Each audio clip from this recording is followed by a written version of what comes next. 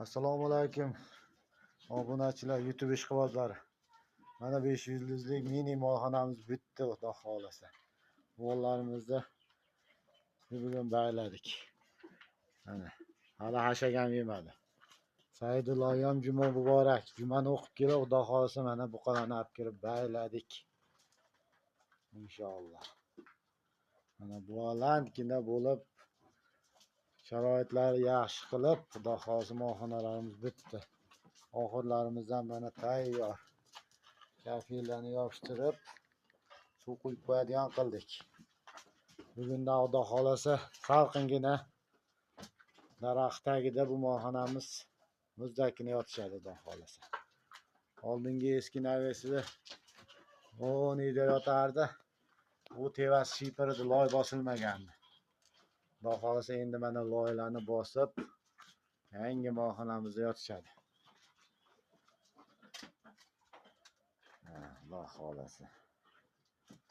Buqalarimizni, yangi buqalarimizni olganimizga 1 oy 10 kun, 40 kun bo'ldi, ro'parasi. Inshaalloh. O'zgarishlar zo'r. Mashinasi eng g'aribiydi, mana yelkalari ochilib, eng tez mashinasi semiryapti. Ko'z tegmagan. Bu oldin yashir bo'lgan ekan, tuyoq suryapgan ekan.